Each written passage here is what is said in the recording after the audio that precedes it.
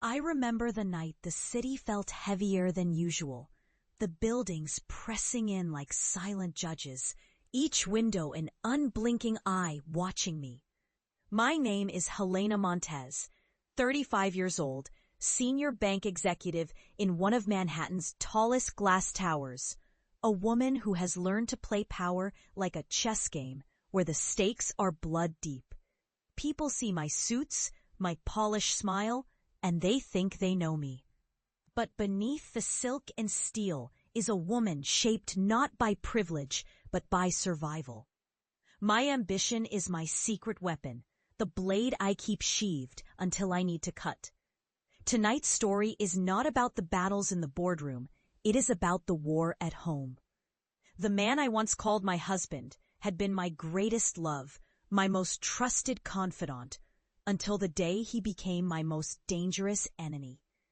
This is the chapter I call I Said Yes to Love, Then Divorced Him in the Boardroom. When I first met Daniel, he was everything I thought I needed. Tall, confident, eyes like strong coffee, voice like velvet. We collided at a charity gala, his hand warm on my back as we laughed about the absurd price of the wine. He was a lawyer, brilliant with words, and the moment he asked me to marry him on a balcony under silver light, I said yes without hesitation. I thought I had found my equal. I thought love meant safety. For a time, it did. We built a home together, shared whispered dreams under blankets, and I let him into the parts of me no one else saw. But love can turn. Sometimes it dies quietly, like embers losing their glow, and sometimes it becomes a weapon. His betrayal came like a siren in the dark, sharp, loud, undeniable. I discovered it in pieces.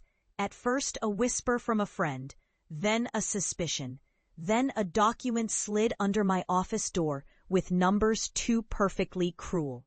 He had siphoned money from an investment deal I had trusted him to oversee, moving funds into a company registered under a name I did not recognize. That name, his mistress. It was not just the infidelity that wrecked me. It was the arrogance, the assumption that I, Helena Montez, would never catch him, that I was so blinded by love I would let his deception slide into the shadows.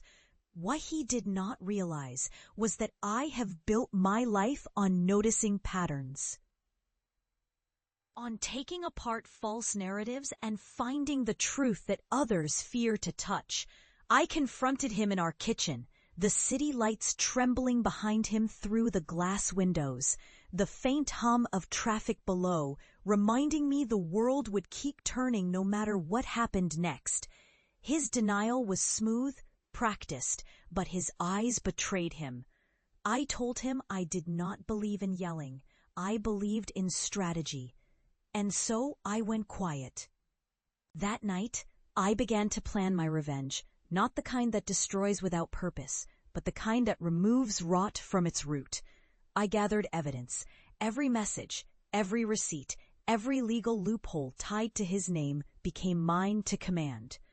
I built my case not for a courtroom, but for my own power play. If you love Helena's journey, like and subscribe to join her next chapter. The day of the board meeting, he was invited to discuss a merger between my bank and a client firm. What he did not know was that the client was a thin shell company I now fully controlled. Every chair around that table was filled with people who owed me their loyalty. At the head of the table, I stood in a scarlet dress, the one that made my skin glow under the recessed lights, the air thick with anticipation. I began the meeting as usual, my voice calm, my hands steady. Then I turned to him and slid a folder across the polished wood. "Open it," I said. He hesitated. His hands trembled slightly as he flipped through. Inside were the documents, the money transfers, the registered company under her name, the private messages.